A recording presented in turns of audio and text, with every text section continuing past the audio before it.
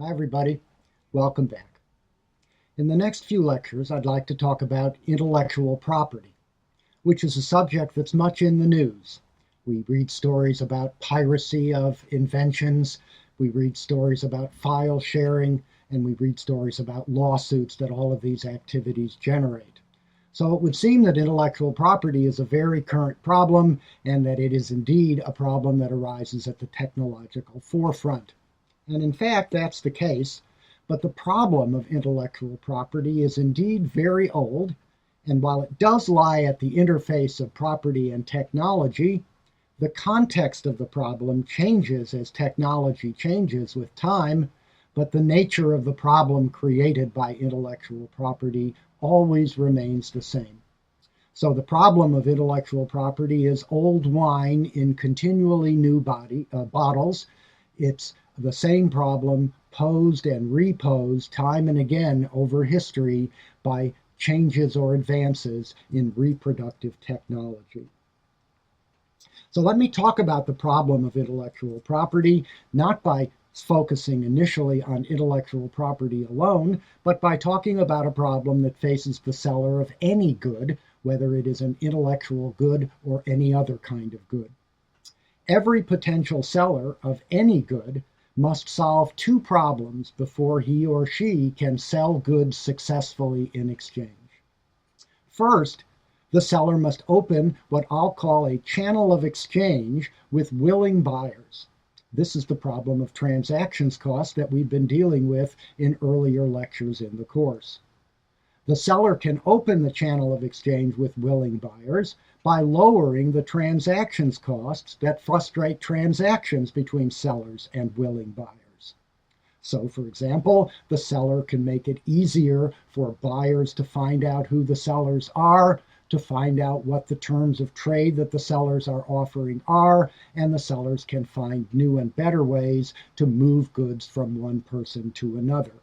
So sellers are continually trying to lower the transactions costs that separate them from willing buyers, and thus to make as many willing buyers into actual buyers as possible.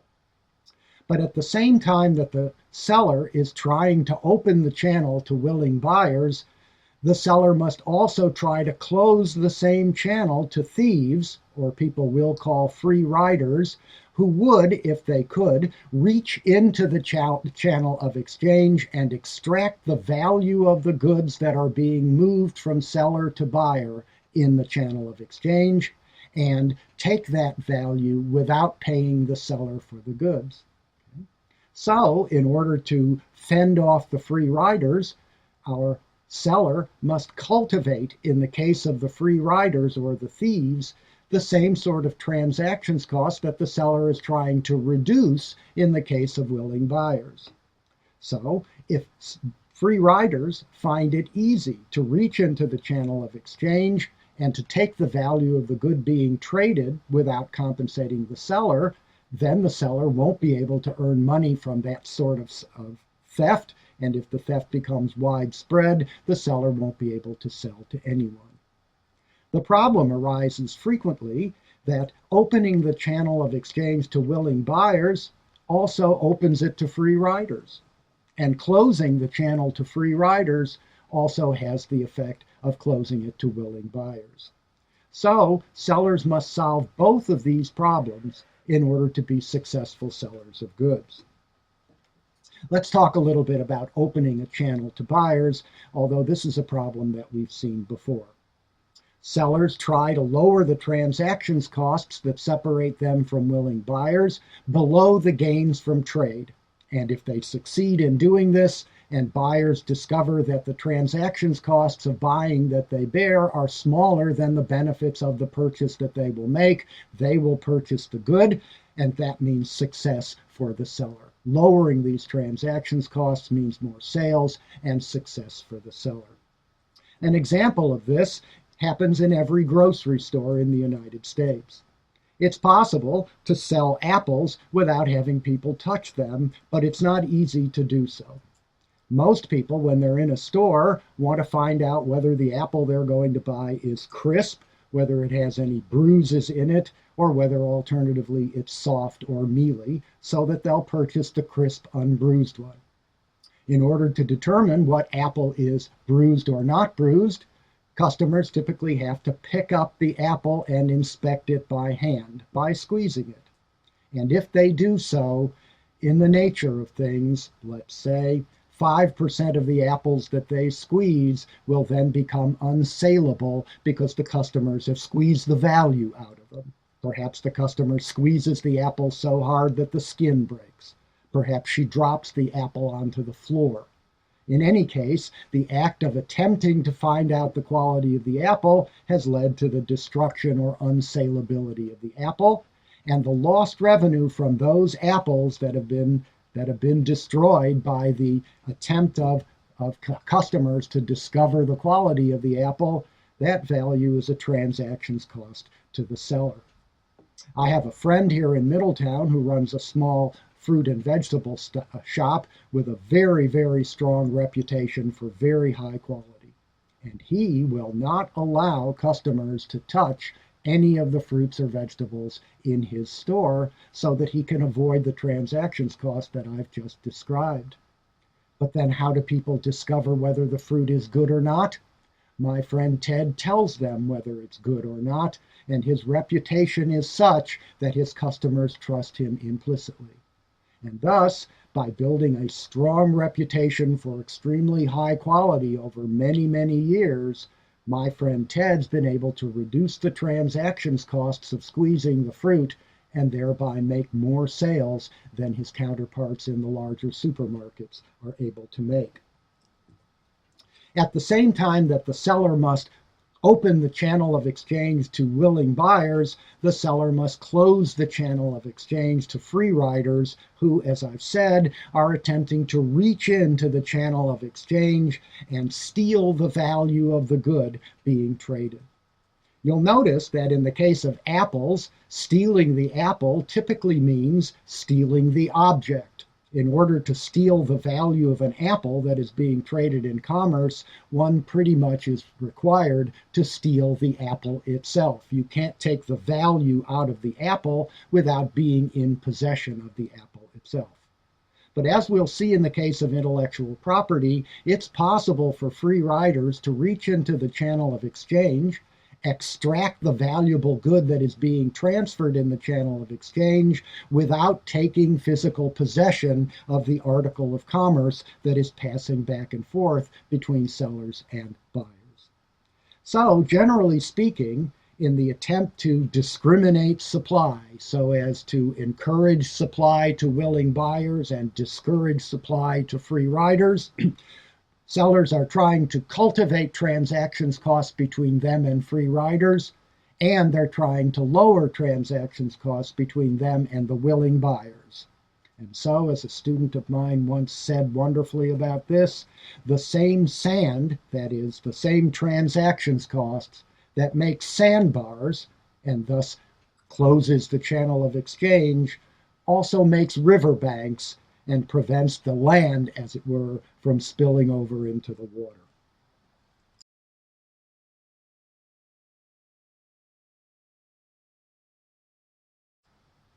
Where the seller succeeds in solving both of these problems of discriminating supply, the good is private, as we'll call it, and exchange is possible. Exchange is possible because the seller is able to communicate, economically speaking, with willing buyers and is able to isolate or exclude people who want the value of the good but don't want to pay for it. And when the seller is able to do these things, exchange is possible, and economists call the good a private good. But if the seller fails at either of the two tasks that I've just outlined, then there will be no exchange.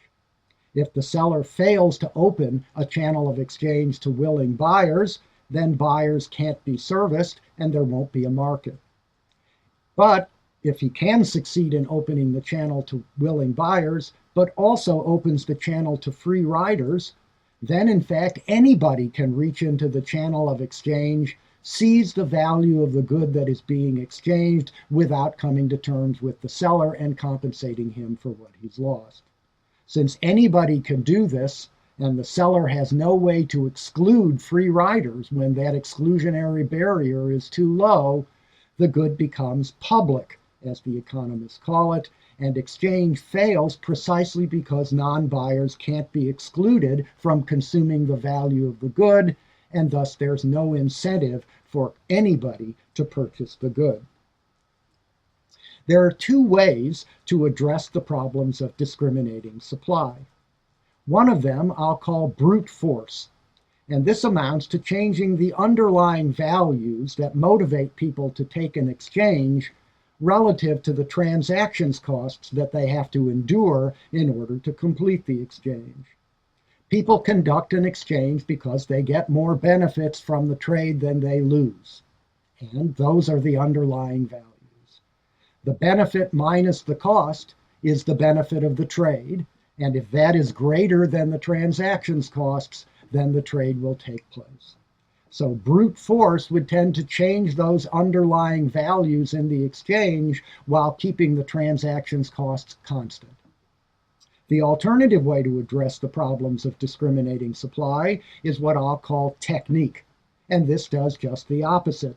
It assumes that the underlying values that motivate buyer and seller to make the exchange are constant and stay the same, but that it's possible to change the transactions costs, both between seller and buyers and between sellers and free riders, relative to the underlying values themselves.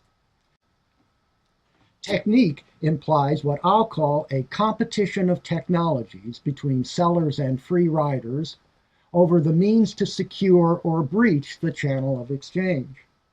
Sellers are always trying to open the channel to willing buyers and close the channel to free riders, and free riders are always trying to breach the channel of exchange so that they can reach into the channel, extract the value of the good that's being traded without paying compensation to the seller of the good. Where sellers prevail in the competition of technologies, exchange can proceed because willing buyers can be serviced and free riders can be excluded. But where exclusionary technologies fail, and thus free riders prevail in the competition of technologies, then sellers must either find a better technology to exclude those free riders or look for help in excluding the free riders from either social norms or, in the last instance, from the law itself to protect against theft in the channel of exchange. So, where exclusionary technologies fail, where the seller cannot overcome the free rider's technical ability to reach into the channel of exchange and seize the value of the good without compensation, the seller must turn to social norms or the law, what we'll call ancillary technology, in order to change the balance in the competition back over to favor the seller again and enable free exchange to proceed in the goods that the seller is selling. Let me illustrate all of these concepts with an example. Suppose at a university, the faculty would like to have a faculty club, but they'd like the faculty club to have certain characteristics that would distinguish it from an ordinary restaurant. Suppose the faculty wants no outsiders, that is, no one who is not a member of the university's faculty, to be able to enter into the faculty club. So they'd like to reserve the room of the club solely for members of the faculty. At the same time, they'd like to eliminate a commercial atmosphere from their faculty club, and so they don't want to have to pay for their food at the faculty club each time they use it. They want the club to seem like a private club, more like a home than a restaurant. And so they don't want, as it were, commercial dealings of any sort in the club. And so, to meet these two objectives, that is, no outsiders and no commercial atmosphere in the club, the faculty is given a room by the university, and they adopt the technology of an unguarded food buffet in a locked room.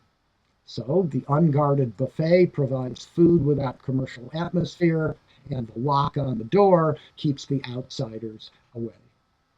These barriers against free riding by townspeople can be breached in two different ways. One of them is brute force. In normal times, it may well be that the people in the town are well fed and they have no particular need to eat at the faculty club, and thus it's just not worth very much to them to break into the club and steal the food. On the other hand, suppose there were a famine in the town, and as a result of the famine, people in the town had nothing to eat. This, of course, would raise the value of the food at the unguarded buffet to a much higher level than it was without the famine. And as a result, the costs to the townspeople of breaking into the club, which were high enough to deter this kind of free riding in normal times, may now be worth bearing. People who would not have taken the trouble to breach the channel of exchange in normal times will, in the emergency created by the famine, bear whatever costs they need to breach or leap over the sellers, as it were, in this case, the faculty's barrier to keep the free riders out. But in normal times, the townspeople may be able to get to the food in the unguarded buffet simply by an advance in technique. That is, they may simply find or make a cheap key that opens the door to the faculty club, and this substantially lowers the costs of free riding, as opposed to the earlier situation, which raised the benefits of free riding. This new technique, this advance in the competition of technologies, this acquisition of an effective breaching technology by the townspeople shifts the onus in the competition of technologies to the faculty. It's now up to them to devise an effective new exclusionary technology, a new way to keep the townspeople out of the faculty club, or if they can't do this, they need to seek the law's help in raising the costs of free riding.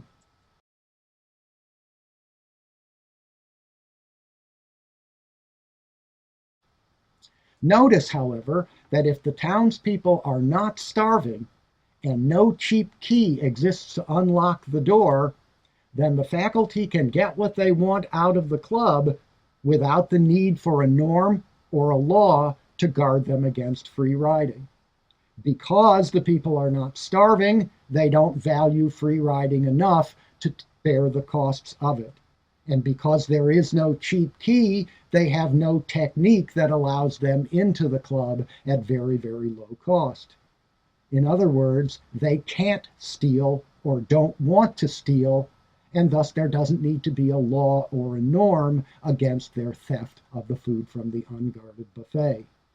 Only if brute force or technique changes the state of the competition of technologies must the seller resort to a legal solution, a legal technology to the problem of keeping free riders out of the channel of exchange.